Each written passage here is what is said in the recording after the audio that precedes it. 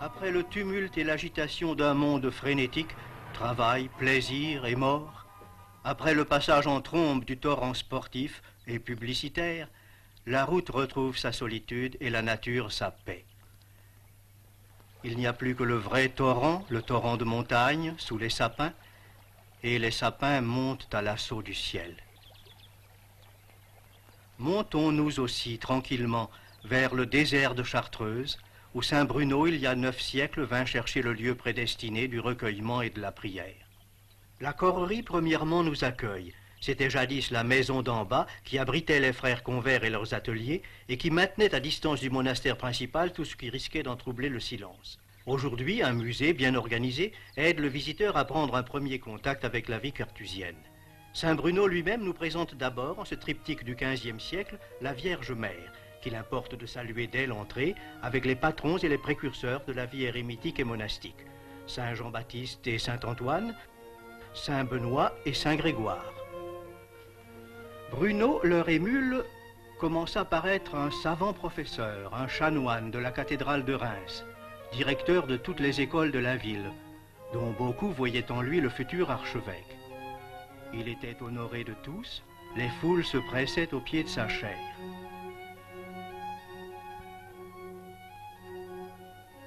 Mais touché d'un irrésistible appel, il décide, à plus de 50 ans, d'embrasser un tout autre genre de vie. Il distribue tous ses biens aux pauvres, suivant le conseil évangélique.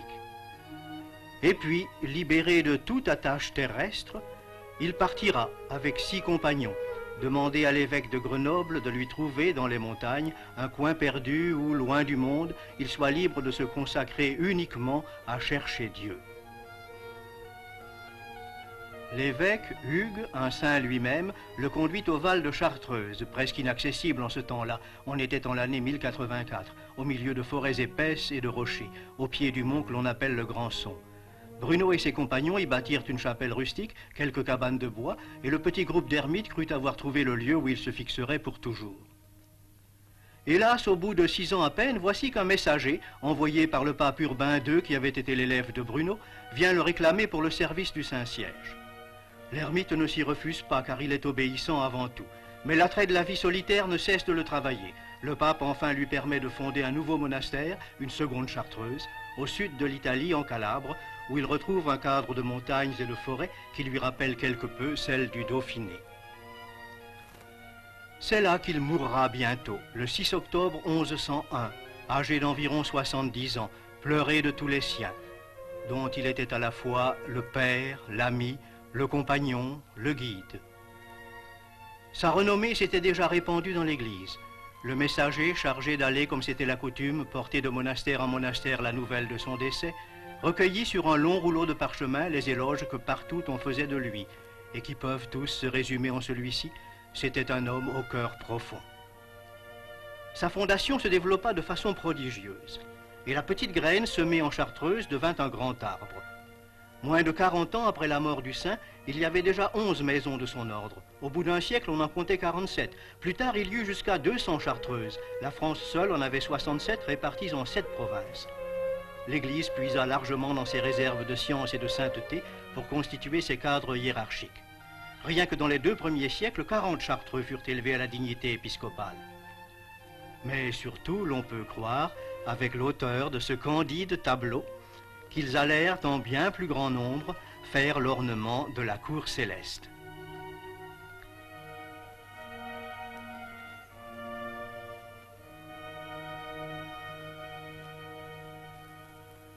Sur terre, certes, les tribulations ne manquaient pas.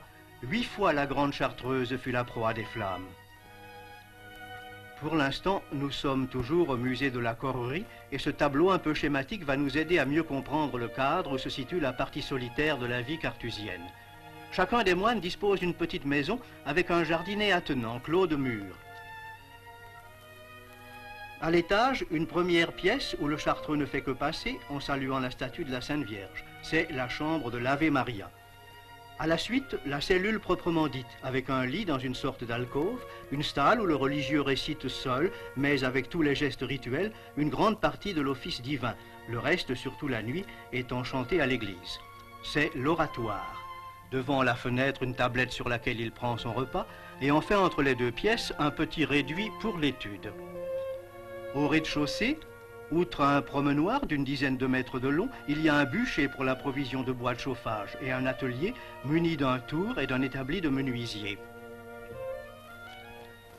Bruno croyait avoir rompu avec le monde, mais le monde, celui, nous dit saint Jean, qui est au pouvoir du mauvais, le monde n'avait pas rompu avec lui, et à diverses époques il le fit bien voir à ses fils. En Angleterre, sous Henri VIII, 18 chartreux furent affreusement martyrisés, 9 furent condamnés à mourir de faim, les 9 autres furent pendus puis dépecés, vivants encore, comme le montrent ces vieilles images. Le gibet se dressait à Tyburn, aujourd'hui l'un des carrefours les plus animés de Londres, à l'angle de Hyde Park. La croix se dresse toujours sur le monde, exigeante mais rassurante aussi, car selon la devise de la Chartreuse, elle reste debout tandis que le globe roule. Les modernes panneaux remplacent assez mal d'ailleurs les barrières naturelles d'autrefois. Comment poursuivre notre route si les chemins sont interdits? Empruntons donc la voie des airs pour prendre une vue d'ensemble des montagnes au milieu desquelles Bruno jadis trouva refuge. C'est toujours le désert de Chartreuse.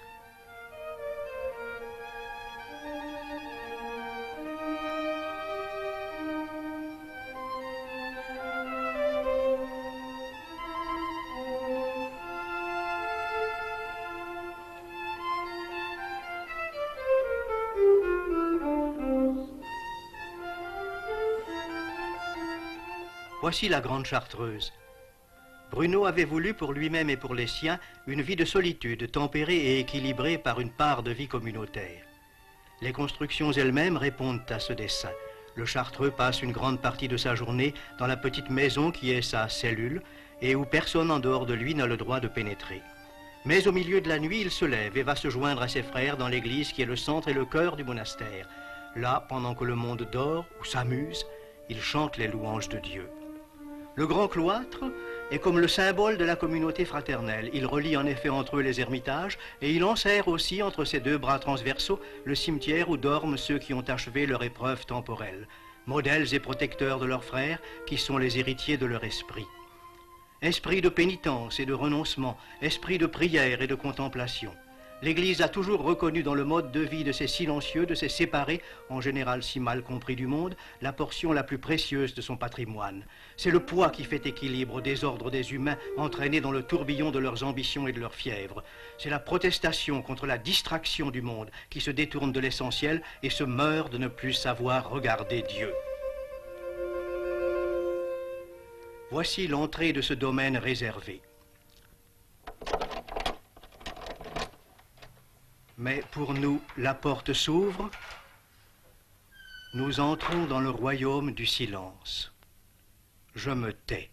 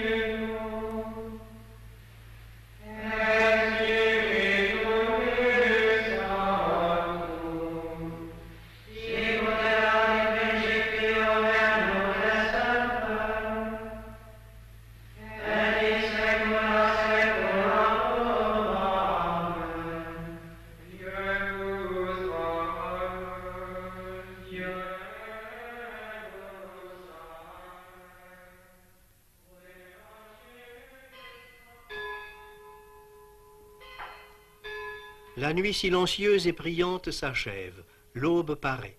La chartreuse s'éveille pour la 2e fois. Après la messe communautaire, chacun rentrera dans sa solitude.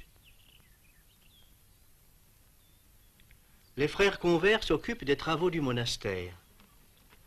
Tandis que l'un rapporte dans sa brouette la récolte de prunes, un autre, tout souriant et paisible, cueille des herbes. Et l'on sait assez à quoi servent les herbes aromatiques à la chartreuse. Il y en a 130 variétés qui entrent dans la composition de la célèbre liqueur dont il faut bien parler. Visitons donc la distillerie qui autrefois à Fourvoirie est installée maintenant à Voiron, à 25 km du monastère.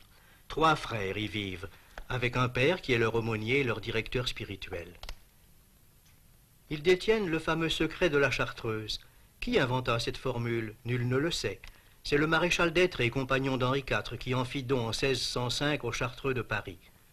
En 1735 seulement, l'apothicaire de la Grande Chartreuse, le frère Jérôme Maubec, parvint à la mettre en œuvre et à fabriquer l'élixir, ainsi que les 2 liqueurs qui en dérivent, la verte et la jaune.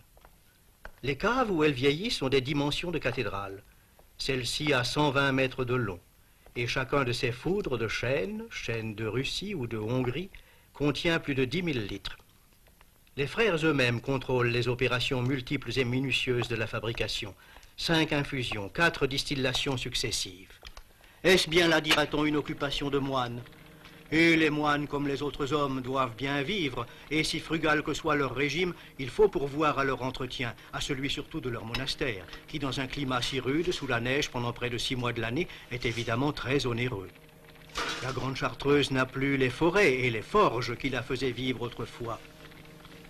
La liqueur dont elle a le monopole lui fournit les ressources sans lesquelles il ne lui resterait plus qu'à disparaître.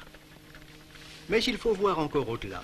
Saint Bruno a fait à ses fils une loi de la générosité. Que de pauvres, que de malades en ont bénéficié dans les siècles passés.